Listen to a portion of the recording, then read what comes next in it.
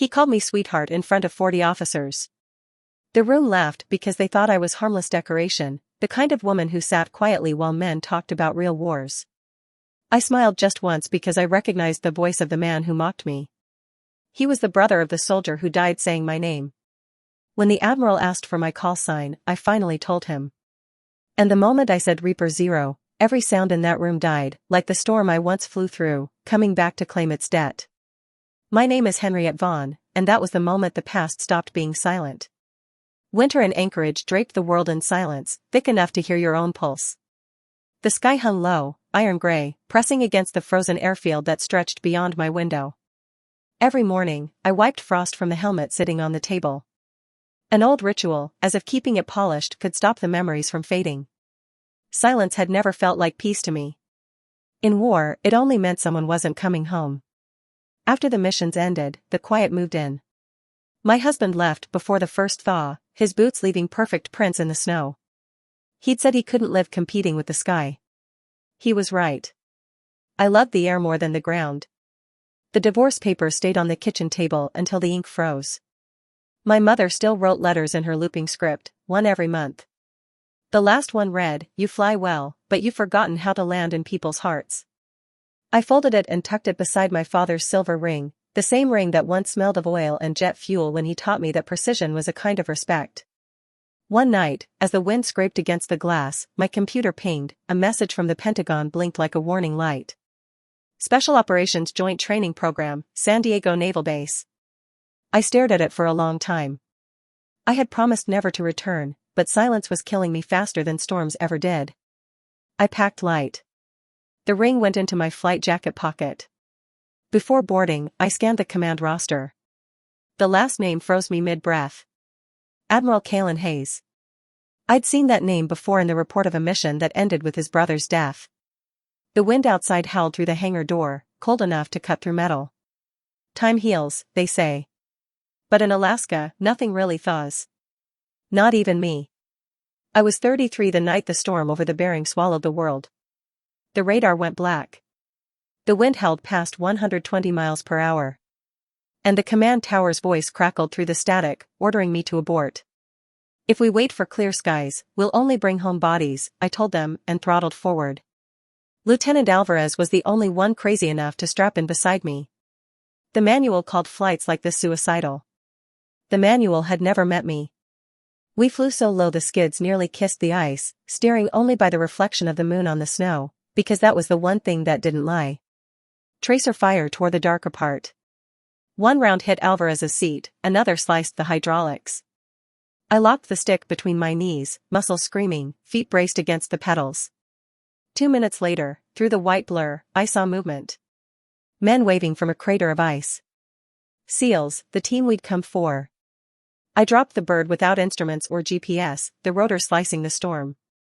When the hatch opened, wind screamed through the cabin, a man staggered forward, face bloodied and raw from the cold. "You came," he rasped. "Always," I said. His name, I learned later, was Lieutenant Michael Hayes. We brought them all out alive. On the return, an engine exploded. We landed on one. The base lights were 2 miles away. Close enough to smell the fuel. I thought that was the end of it. 3 months later, word came that Michael Hayes was dead. Another crash. Another storm. This one under his brother's command. The report listed my mission under a code name. Operation Bering Ridge. Pilot, Reaper 0. When I asked why that name, my superior said, "Because you flew through hell and came back with the dead." I carried it ever since. The survivor and the guilty. Every time someone whispered, "Reaper 0, something inside me flinched. Survival, I learned, doesn't always feel like victory. San Diego was nothing like Alaska. The sun cut through the water like glass, the air thick with salt and confidence. On the wall at the SEAL base, a slogan read, "Only the brave return." I smiled, half amusement, half ache. I had returned, but bravery had little to do with it. Admiral Kalen Hayes entered the briefing room with the kind of authority that bent the air around him. When he spoke, the entire table went still. "This is Lieutenant Commander Vaughn," he said shortly. "She'll advise on aviation support." Then he turned away as if he'd already forgotten my name. During the first joint session, he smirked across the table. Maybe we'll let our lady pilot handle the turbulence section, he said. She probably knows it better than we do. Laughter rippled through the room. I wrote one line in my notebook, don't react, wait for the moment. Later, outside the hangar, a young officer approached me. They don't mean harm, ma'am, she said quietly. It's just the way it is. I looked at her. Lieutenant Lexi Moore. All nerves and promise. That's exactly how harm begins, I told her. She looked down, ashamed, and I saw my younger self in her silence. That evening, reviewing training files, I froze. A line of code, Falcon Unit 6, the same SEAL unit I had pulled out of the ice.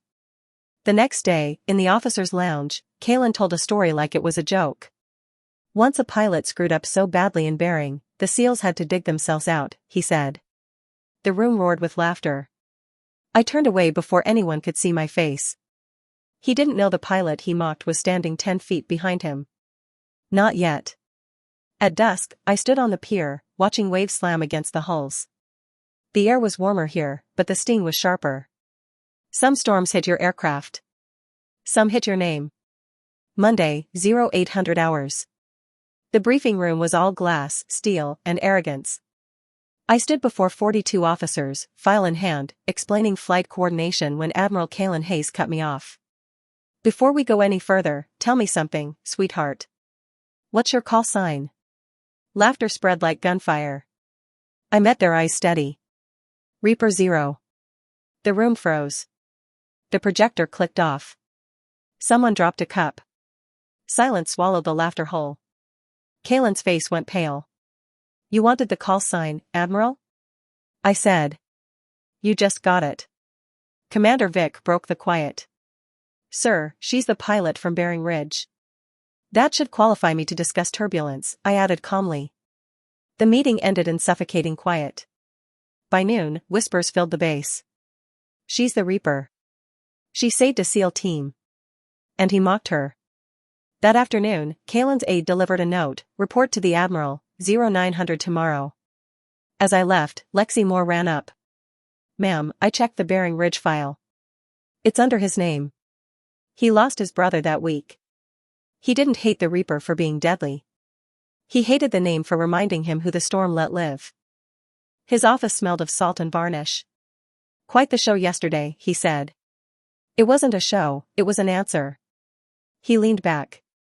My brother died because a pilot didn't have your luck. I met his eyes.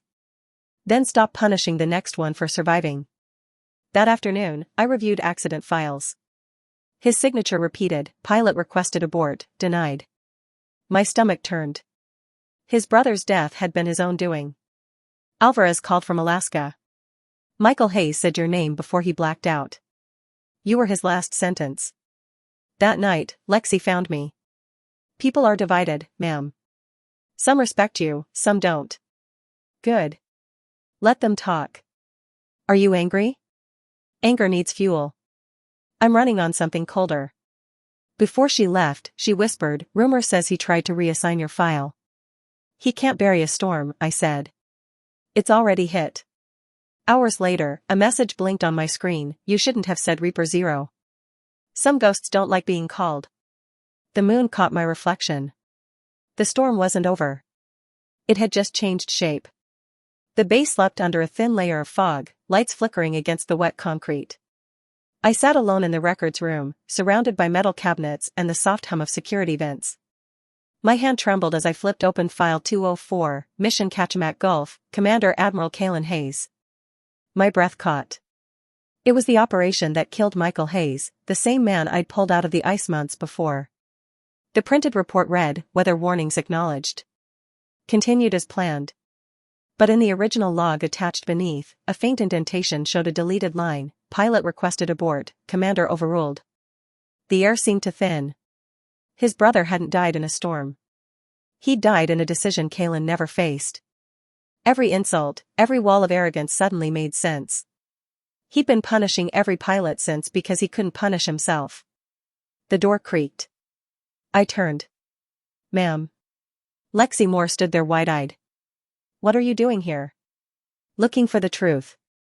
If they find you, they'll end you. Then let them. She hesitated, lifted her phone, and snapped a photo of the page. If you fall, I'll make sure this doesn't disappear. By morning, I was summoned by base security. A cold-eyed officer leaned forward. You accessed restricted data without clearance. I accessed my own history, I said. He smirked. Then you know it never belonged to you. It hit me then. This wasn't just Kalen's sin. It was a system built to bury ghosts. That night, my phone rang. Stop digging, Henriette. Kalen's voice rasped through the static. Some storms aren't meant to be cleared, and some men aren't meant to stay gods, I said before he hung up. I reached for the small box in my pocket, slipping my father's ring back on my finger. Precision is respect, he'd said. Tonight, precision meant naming the truth. When I returned to my office after midnight, the drawer was empty. Every trace of file 204 was gone. Only a single note lay on my desk: you shouldn't have come this far, Reaper. For the first time since the Bering storm, the cold I felt wasn't from weather. It was from the truth itself. 2 days later, I sat in the holding room, temporarily suspended for cooperation. The air smelled of paper and metal. The door opened and Kalen stepped in. The light made him look older, smaller somehow. You found the file, he said quietly. You deleted it. I protected what's left of this unit. No, I said. You protected your pride. He met my eyes. Do you think you're the only one who hears ghosts at night? No, I answered. But I'm the only one who answers them. He exhaled, stood, and placed a small USB on the table. Play this before you destroy me. When I pressed play, the static filled the room. Then Michael's voice, faint and cracking: request abort. Kalen's voice overrode it: negative. Continue as planned. Then silence, until a whisper barely audible: tell my brother the pilot did everything right. Tears blurred the screen. Kalen had kept that recording for 7 years. Not to hide guilt, but because he couldn't bear the mercy in his brother's last words. Later, Alvarez called. You found it, didn't you? The truth. No, the forgiveness. He was right. What I'd uncovered wasn't Kalen's crime. It was his wound. When I wrote my final report, I stopped at the section labeled recommendations. The cursor blinked, waiting for judgment. I could demand punishment or offer a lesson.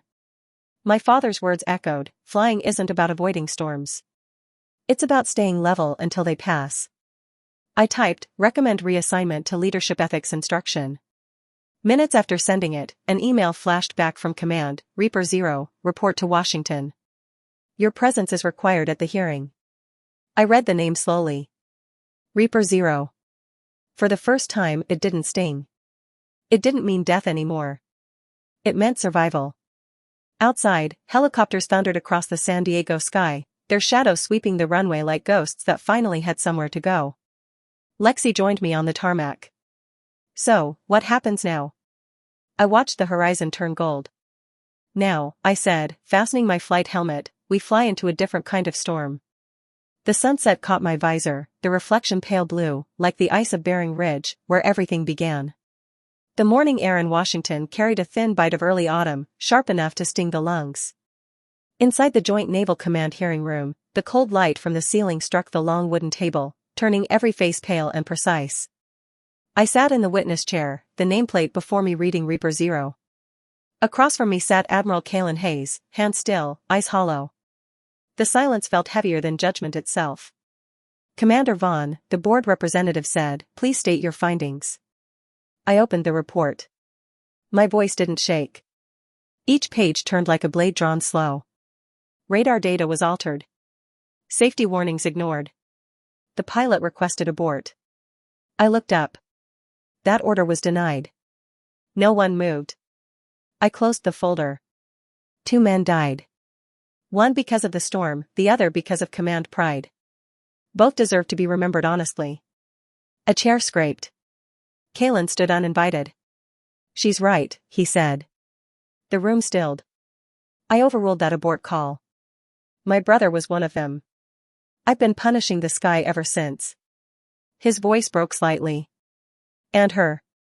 I met his eyes. Leadership without accountability kills trust faster than any storm. A stunned hush lingered as I spoke again.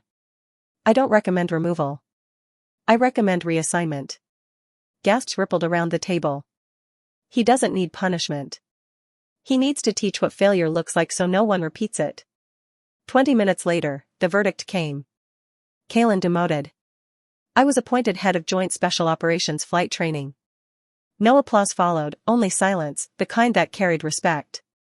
Outside, he waited by the corridor. You didn't have to do that. Yes, I did, I said. Someone had to teach the storm how to end. He nodded once. 2 soldiers, once enemies bound by ghosts, walked into the light in separate directions. A year later, the air at the Coronado SEAL training base shimmered with salt and sunlight. Rows of fresh uniforms filled the grandstand for the first graduation of the new program, Leadership Under Fire. I sat near the back, no uniform this time, just a dark navy blazer and the quiet of someone who'd already fought their last war. On stage, Kalen Hayes stepped to the podium. His hair had gone gray at the temples, his voice quieter, but stronger for it. When I was your age, he began, I thought command meant shouting louder. Then I met someone who led through silence. She didn't need to scream to be heard. He looked toward me, eyes steady. Her name is Henriette Vaughn. You call her Reaper Zero. But what she really reaped was understanding. The applause came slowly. Then all at once, the hall rose to its feet. For the first time, it didn't sound hollow. It wasn't for the legend. It was for the lesson. After the ceremony, he approached me, holding a sealed envelope. Inside was an old letter, the paper worn soft by years. To whoever saved me that night, if I die tomorrow, tell my brother I saw heaven once. It was made of ice and rotor. Signed, Michael Hayes. Tears blurred the ink. I looked up. He forgave you first, I said. You just needed to hear it. And you? Kalen asked. I stopped being angry the day I understood why you were. We didn't shake hands. We didn't need to. Forgiveness hung between us, invisible and weightless, like the air that keeps a helicopter from falling. As I walked off the field, Lexi Moore jogged up, her grin bright against the sun. Ma'am, I got promoted. They said your report changed command training. Good, I said, smiling. Now, teach them to listen before they lead. Overhead, a squadron of helicopters cut through the sky, slicing the sunlight into ribbons of gold. 3 years later, Washington lay under a cool golden sky. The marble of the monuments caught the light like old memory, polished, solemn, unyielding. I had been retired for some time when the invitation arrived from the Smithsonian Air and Space Museum, Silent Heroes of the Skies. The hall glowed beneath the glass dome, the air alive with quiet reverence. Suspended above the stage was my helicopter, Reaper Zero, restored in full, gleaming under the soft gold lights. Its rotors stretched wide like wings frozen mid-flight, reflecting light across the polished floor. Below it, engraved in brass, were the words, Reaper Zero, unknown hero of Bering Ridge. The curator called my name, but I barely heard it. My eyes stayed on the aircraft, the machine that had once screamed through ice and gunfire. Time had turned its scars into shine, its violence into stillness. A soft voice broke through the murmur. Ms. Vaughn. I turned to see a young woman holding a worn leather journal against her chest. I'm Emily Hayes. My father wanted me to give you this. The book felt warm in my hands despite the chill of the air. On the last page, written in Kalen's uneven script, were the words, she taught me to land with grace. Tell her the storm finally cleared. I smiled. The kind that comes only when grief finally softens. He finally flew by faith, I whispered. Emily hesitated, then added, he requested the next helicopter model be named after your call sign. The Navy approved it. RZ-01. I looked up through the glass ceiling. Outside, a new helicopter swept across the DC sky, sunlight glinting off its frame like liquid gold. The sun began to set, pouring amber light over my face. I thought of those we lost and those who still carried their names into the clouds. They called me Reaper Zero, I murmured, voice steady, but all I ever wanted was to bring people home. Even the ones who once wished I hadn't made it back. Above me, Reaper Zero caught the dying light. No longer steel gray, but the color of peace,